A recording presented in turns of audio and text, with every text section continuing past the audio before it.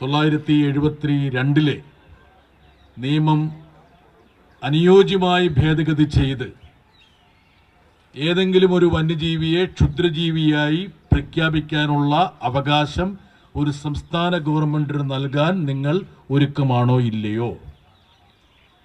2, കേരളത്തിൽ വന്യജീവി സംഘർഷവുമായി മുൻനിർത്തി ജീവൻ നഷ്ടപ്പെട്ടവർ, കൃഷി നഷ്ടപ്പെട്ടവർ ഇവർക്ക് വേണ്ടി 1000 കോടി രൂപയുടെ ഒരു പാക്കേജ് അനുവദിക്കണമെന്ന ആവശ്യം കേരള ഗവൺമെന്റ് കേന്ദ്രത്തിൻ്റെ മുമ്പിൽ സമർപ്പിച്ചിരുന്നു. ഈ 2 കാര്യങ്ങളിലും അനുകൂലമായ തീരുമാനം ഉണ്ടാകുമോ എന്ന് ചോദ്യത്തോട് സ്വാഭാവികമായും പുറംതിരിഞ്ഞു നിൽക്കുന്ന സമീപനമാണ് വനം മന്ത്രി, പരിസ്ഥിതി മന്ത്രി ഭൂപേന്ദ്ര യാദവ് അവലംബിച്ചത്. എങ്കിൽ പോലും നിങ്ങളുടെ സമരത്തെ പാർലമെന്റിന്റെ ശ്രദ്ധയിൽ കൊണ്ടുവരാൻ കഴിഞ്ഞു എന്നതിൽ എനിക്ക് ചാരിതാർത്ഥ്യമുണ്ട്.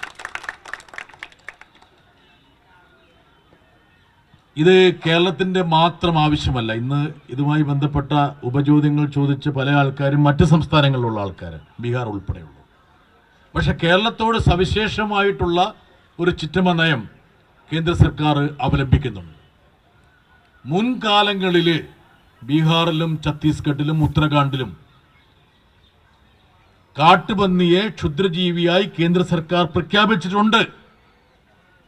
അത് സംബന്ധിച്ചിട്ടുള്ള ഉചിതമായ തീരുമാനങ്ങൾ അക്കാലത്ത് മറ്റ് സംസ്ഥാനങ്ങളുടെ കാര്യത്തിൽ സ്വീകരിച്ച കേന്ദ്ര സർക്കാർ കേരളത്തിന്റെ നിരന്തരമായിട്ടുള്ള ആവശ്യങ്ങളെ അവഗണിക്കുകയാണ് ചെയ്യുന്നത്.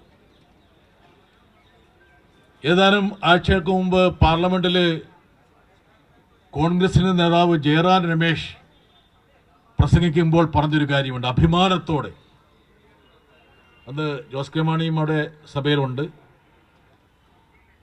സംസ്ഥാനങ്ങളുടെ അധികാരത്തിലുണ്ടായിരുന്ന ഈ വിഷയം, വനവും വന്യജീവിയും സംസ്ഥാന പട്ടികയിൽ ഉണ്ടായിരുന്നത് ഇന്ദിരാഗാന്ധിയുടെ കാലത്ത് ഞങ്ങൾക്ക് ഏറ്റെടുക്കാൻ കഴിഞ്ഞതിൽ ചാരിതാർത്ഥ്യമുണ്ട് എന്നാണ് ജയറാം രമേശ് പറഞ്ഞത്. 1972 ആ നിയമം പിന്നീട് 7 തവണ ഭേദഗതി ചെയ്തു. അതിൽ 5 തവണ ഭേദഗതി ചെയ്തതും കോൺഗ്രസ് ഗവൺമെന്റിന്റെ ആഭിമുഖ്യത്തിലാണ്. 2 തവണ BJP ഗവൺമെന്റ്.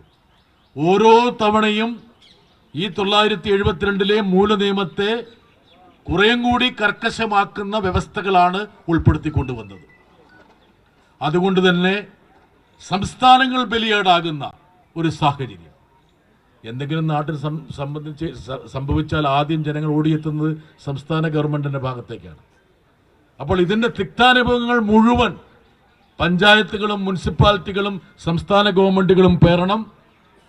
അതേസമയം പരിഹരിക്കാൻ കഴിയുന്ന ഒരു മാർഗവും സംസ്ഥാനങ്ങളുടെ പരിഗണനയില്ലതാണ്. അങ്ങനെ കേരളത്തിന്റെ പാതിയോളം ഭാഗങ്ങൾ, എനിക്കൊന്ന് പാതി മാത്രമല്ല, കേരളം ഇപ്പം കഴിഞ്ഞ ദിവസം ഇന്നത്തെ പത്രത്തിലുണ്ട് ചാലക്കുടിയിൽ പുലി ഇറങ്ങി എന്നുള്ള കാര്യം.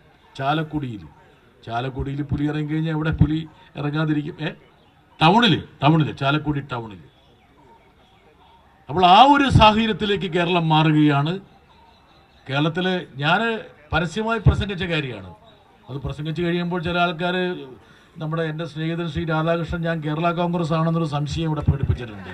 അതെ, അത് ഇവരോടുള്ള ഒരു വിഷയത്തിൻ്റെ ഒരു ഐക്യദാർഢ്യം. ഞാനെന്ന് വെച്ചാൽ ഇവിടെ ഇരിക്കുന്ന പലരെക്കാളും മികച്ചൊരു കർഷകനാണ്. ഞാനത് മനസ്സിലാക്കിക്കോളാം കേട്ടോ. അതെ, നല്ലൊരു കർഷകനാണ്.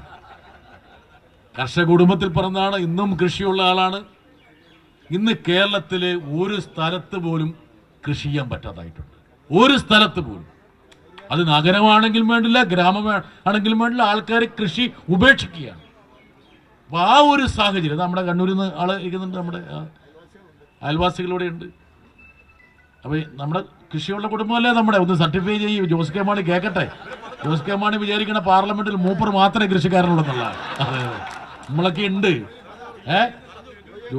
ജോസ് കൃഷി ചെയ്യുന്നതിനേക്കാളും കൂടുതൽ കൃഷി ചെയ്യുന്ന ഒരാളാണ് ഞാൻ അവിടെ. അതാണ്. അപ്പൊ ഈ സാഹചര്യത്തിൽ